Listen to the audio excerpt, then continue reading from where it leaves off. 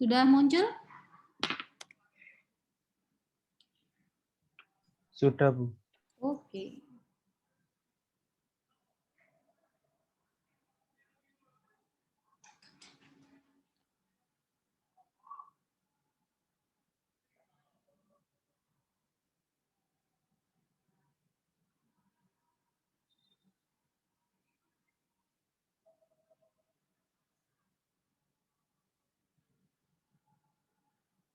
Berikutnya kita akan pelajari tentang aspek yang harus diperhatikan dalam membuat sampul buku anak. Yang pertama adalah kemenarikan. Jadi sampul depan sebuah buku harus punya yang namanya elemen kemenarikan untuk membuatnya terlihat jelas dalam kerumunan buku-buku lain yang sejenis di etalase waktu di display di toko. Gitu ya. Menariknya dari apa? Ya seluruh elemen grafisnya itu harus didesain semenarik mungkin. Pemilihan ilustrasinya, tipografinya, warnanya, dan seluruhnya. Ya. Kemudian yang kedua adalah kejelasan. Apa yang dimaksud dengan kejelasan? Apa yang dimaksud yang harus jelas itu apa? Yang pertama adalah judul. Itu harus jelas, ya. Harus jelas itu artinya diksinya itu harus menggambarkan isinya, atau bahkan diksinya itu harus membuat penasaran. Nanti akan saya tampilkan diksi yang membuat penasaran itu seperti apa, ya. Kemudian sinopsis atau keterangan lainnya yang tercantum memiliki keterbacaan yang memadai dari pemilihan kalimat atau diksinya, kemudian ukuran fontnya itu juga jangan terlalu kecil, jangan terlalu besar. Ya 16 atau 18 poin gitu ya. Hal ini juga berpengaruh kepada keputusan untuk membubuhkan elemen grafis tambahan yang tidak relevan dengan cerita. Ya, jadi hindari penggunaan elemen grafis yang tidak difungsikan ya atau tidak urgent untuk ditampilkan dalam sebuah sampul. Kemudian yang harus diperhatikan nomor 3 adalah mengundang rasa ingin tahu. Ya, untuk buku anak penilaian sebuah buku itu tertumpu pada sampulnya. Jadi sebuah sampul harus bisa merepresentasikan isi buku dan lebih penting lagi mengundang pembacanya untuk mengambil dan membuka isi buku. Nah, ini adalah contoh dari cover depan picture book terbitan Bestari. Ya, saya punya buku salah satunya ini yang ini Lili dan Kolam Misteri. Nah, ini diilustrasikan oleh Ika Revitasari, muridnya Bu Riyama juga yang sekarang menjadi dosen di ITERA Sumatera.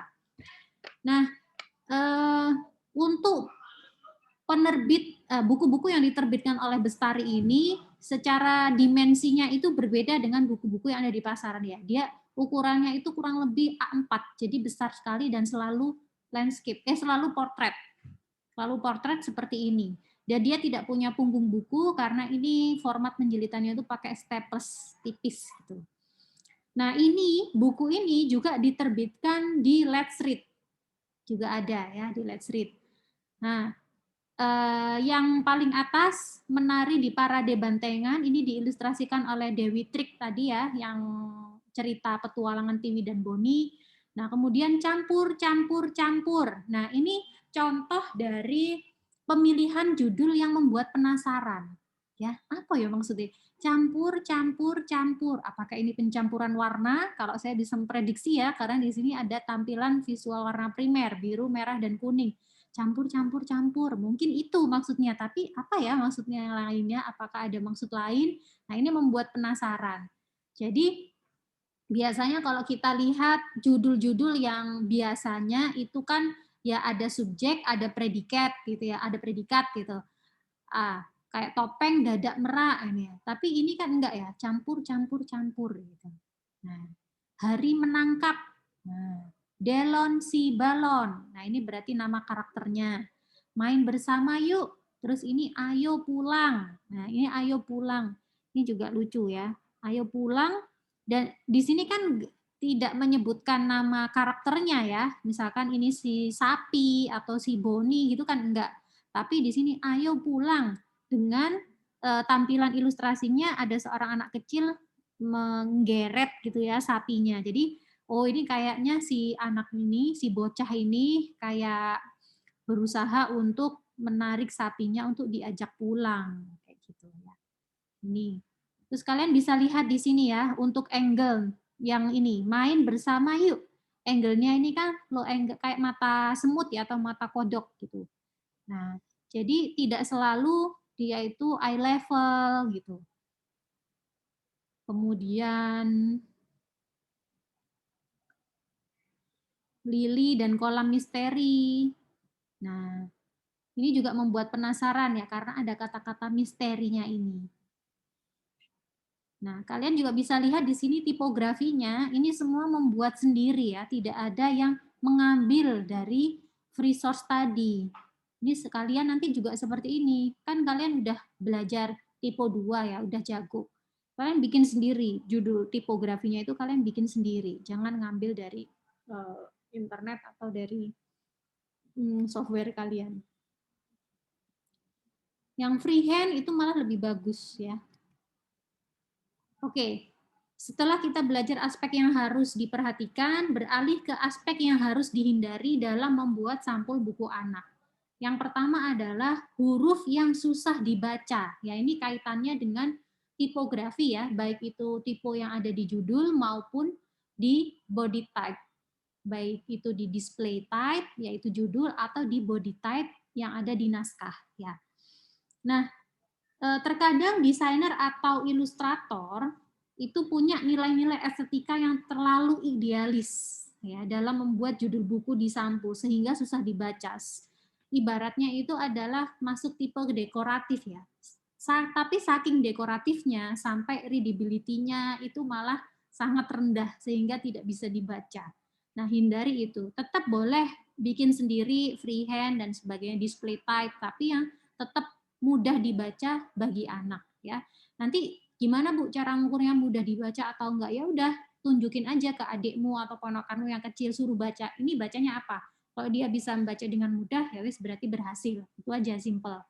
Kemudian yang kedua, judul yang bertabrakan. Keselarasan desain dan ilustrasi yang sinkron dan sesuai dengan nada buku ini sangat penting. Perencanaan yang mendalam diperlukan untuk membuat sampul buku anak yang menarik, baik dari judul maupun ilustrasi, didesain untuk dapat merepresentasikan isi buku. Banyak judul buku yang dirancang dengan tujuan hanya untuk memberikan judul dengan gamblang saja tanpa menyelaraskan dengan isi buku. Ya. Kemudian yang ketiga, elemen yang tidak berhubungan. Untuk buku cerita, semua elemen grafika itu merupakan elemen yang berkesinambungan yang berperan dalam menarikan sebuah sampul. Khususnya picture book dan storybook yang peran besarnya ada dalam elemen visual. Apa saja sih Bu elemen grafika itu? Ya semua elemen yang bentuknya visual. Logo, teks, ilustrasi, garis, bentuk, titik, dan sebagainya. Nah, supaya penyampaian pesan ini dapat terbaca dengan jelas dalam sampul, penting untuk bisa menyeleksi elemen yang esensial untuk ditampilkan pada sampul buku. Di sini saya akan perlihatkan ada 3 contoh sampul buku. Di antaranya ada contoh yang baik dan benar, tapi di antara lainnya ada yang salah. Coba silahkan ditebak mana yang benar, baik dan benar. Contoh yang baik dan benar yang mana? Silahkan. Feby?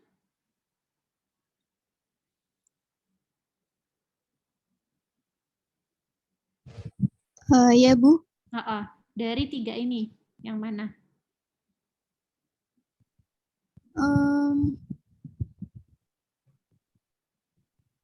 Menurut saya yang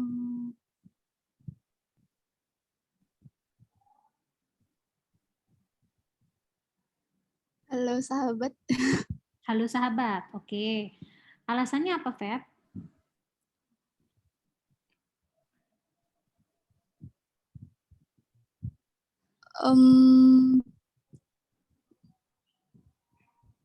Ini tentang tipografinya kan ya Bu?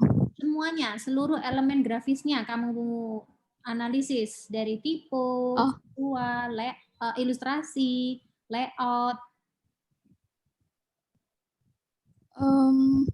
Kalau menurut saya dari judulnya udah udah nyambung sama artnya karena Halo Sahabat, mungkin bisa kalau di artnya itu kan dia baca surat ya. Mungkin kayak penpal gitu, teman surat.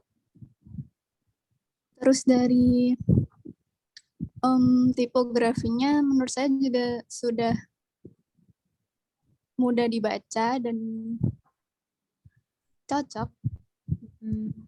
Lalu untuk keterangannya sudah ada penulis ilustrator sama apa tadi jenjang bacanya. Nah, kalau layoutnya gimana, Feb? Menurutmu? Udah oke? Simetris? Menurut saya sudah sih, Bu. Nggak simetris sih, Bu, karena dia karakternya ada di sebelah kanan. Oke, terima kasih, Feb. Saya ingin dengar pendapat teman yang lain, silahkan. Yang mau berpendapat.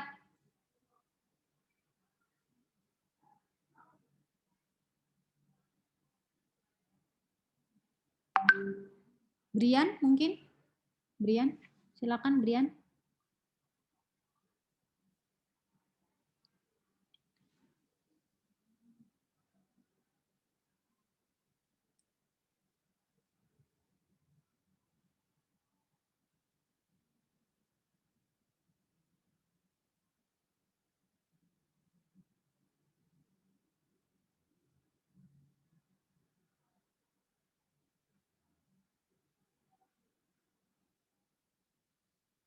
Andika?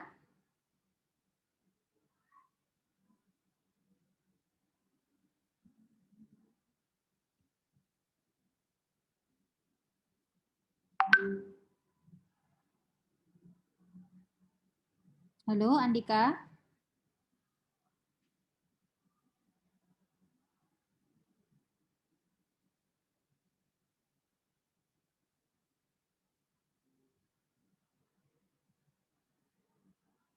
Anggi, halo Anggi.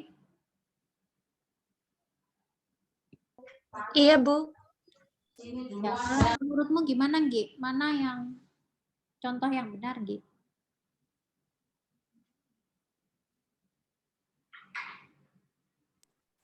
Kalau menurut saya sama kayak Feby, Bu.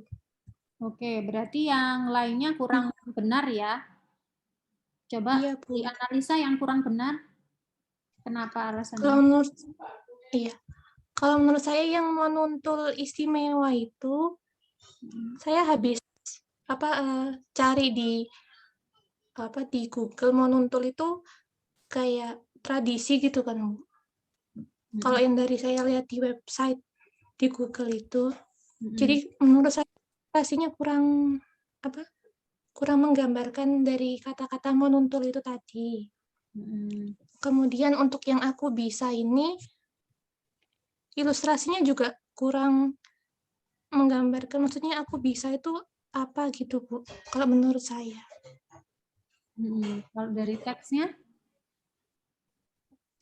Kalau dari teksnya yang menuntul itu Yang aku sebenarnya masih bisa dibaca dan jenis teksnya juga unik. Dan yang aku bisa itu maaf, Bu, saya lagi batuk. Iya. Yang aku bisa ini juga masih bisa dibaca, cuman karena warnanya kuning, jadi waktu bagian bisanya ini agak kurang terlihat, Bu, karena background dari tanaman terus juga dinding yang di belakang itu, Bu. Jadi tulisan aku bisanya itu kurang menonjol. Begitu, Bu. Terima kasih, Anggi. Oke. Iya, Bu. Ternyata kalau dari analisis Evelyn Gozali, ini kan saya ambilkan dari referensinya itu ya, e-booknya. Dari 3 ini yang menurut Evelyn yang paling oke itu justru yang sebelah kiri, yang menuntul istimewa. Ya, di sini dia bilang pada sampul ini terdapat keselarasan dalam pengaturan judul, pemilihan jenis huruf dan ilustrasi yang ditampilkan. Namun akan lebih baik apabila tidak ada elemen tambahan yang tidak berhubungan seperti kotak kuning yang di bawah ini. bacaan untuk jenjang SD atau MI. Ini justru yang sangat mengganggu ya. Jadi kayak stiker ditempel gitu ya, sehingga itu menutup ilustrasi utamanya. Sebenarnya ini ya adalah elemen yang tidak perlu. Namun secara keseluruhan, ilustrator dan desainer sudah berhasil merancang sampul yang cukup komunikatif dengan karakter utama dan lampu-lampu monuntul. Jadi monuntul ini adalah lampu ya. Jadi monuntul itu adalah lampu, teman-teman. Yanggi ya. Jadi yang lampu yang diikat ini memang tradisi mana ya, kalau nggak salah ini Jogja atau mana gitu. Jadi ini yang dimaksud monuntul adalah lampu-lampu tradisional ini. Nah, di sini juga sebenarnya membuat penasaran, monuntul itu apa sih? Jadi yang membuat penasaran justru kata monuntul ini, monuntul istimewa. Nah, kalau menurut Evelyn, yang tengah ini sebenarnya udah oke, tapi yang nggak oke ini adalah yang pertama elemen kotak kuning. Ya, ini mengganggu isi sampulnya. Jadi bikin rame gitu loh, malah nutupin karakter utamanya sama nutupin amplopnya itu. Kemudian yang nggak oke itu dari komposisi atau layoutnya ya, ilustrasi yang dipasang di sini meskipun selaras dan merepresentasikan isi buku, cuman dia ini akhirnya agak berat di sisi kanan. Ya, yang sebelah kiri ini malah kosong, menimbulkan pertanyaan. Memangnya ini ada apa kok dikosongkan sebegitu banyak areanya? Harusnya kalau mau ilustrasi ini yang ditonjolkan ya dia harusnya di tengah gitu aja supaya center. Ya, halo sahabat, kan ini berarti karakter utamanya di sini. Yang sebelah kiri laut lepas ini kan tidak ada maksudnya gitu ya. Nah, ini untuk pose, gestur dan bentuk ilustrasinya oke, cuman penempatannya aja. Jadi harusnya si anak yang membaca surat dari amplop ini itu harusnya center di tengah gitu. Nah, kemudian untuk ini juga ya yang kurang kontras, warna dari penulis dan ilustrator Dini Tresna Dewi. Karena ini teksnya putih, ditaruh di biru muda, itu jadinya kurang kontras, kurang terbaca. Kalau yang kanan ini jelas banget ya, nggak oke sama sekali untuk layout judulnya. Itu kayak nempel gitu aja ya, merusak sekali, kurang terbaca karena seperti yang dibilang Anggi tadi, itu background-nya ini merusak ya keterbacaannya. Kemudian ini juga logo dari dinas, Kemendikbud dan sebagainya, ini juga asal tempel saja. Mestinya dia bisa dihilangkan saja ya, yang background ini mestinya dihilangkan ya, tanpa background juga sebenarnya nggak masalah. Gitu. Kemudian ini sedikit lagi, prinsip desain dalam buku cerita anak. Yang pertama, objektif dalam mendesain buku yang terkait dalam program baca adalah tingkat keterbacaan. Ya, kalian perhatikan itu, tingkat keterbacaannya, mulai dari pemilihan tipografi, besar hurufnya, dan sebagainya, warna, dan lain-lain. Kemudian objektif dalam mendesain buku anak pada umumnya adalah nilai estetika. Dan keduanya, yaitu antara tingkat keterbacaan dan nilai estetika, itu tetap harus berfokus untuk mengkomunikasikan hierarki, alur baca cerita, dan ketersampaian konten. Jadi hierarki itu ya dimaksudnya adalah urut-urutan ya, mulai dari cover depan sampai kepada isi. Isi yang pertama itu adalah pendahuluan, yaitu pengenalan tokoh, setting tempatnya, kemudian masuk kepada isi atau konfliknya, kemudian anti klimaksnya, sampai ke penutup. Ya, kalau di tugas kalian itu adalah promosi tempat wisatanya itu harus diatur sedemikian rupa, harus dirancang sedemikian rupa sehingga konten itu yang kalian maksud bisa tersampaikan dengan baik. Oke, terima kasih. Cukup sekian materi dari saya tentang desain sampul. Dari sini apakah ada pertanyaan?